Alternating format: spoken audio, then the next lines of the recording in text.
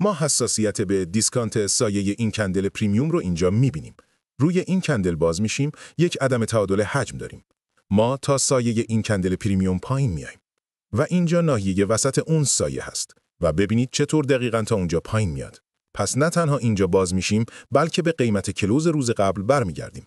اکثر تریدرهایی که به این با دید ترید روزانه نگاه میکنن، با دیدن این فکر میکنن که خب گپ بسته شد، پس الان چون سعودی رالی میزنه و بازار حتی از این هم پایین‌تر میره، اما مستقیم برمیگرده به جایی که بهتون یاد دادم زیر نظر بگیرید.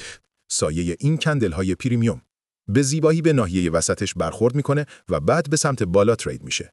و روز بعد باز میشیم، به کلوز روز قبل برمیگردیم و دوباره یک نفوذ دیگه به سمت پایین داریم و مردم رو تو تله میندازه که فکر کنن یک سقف ساخته شده و اونا شورت میگیرن و بعد بازار دوباره مستقیم میره بالا.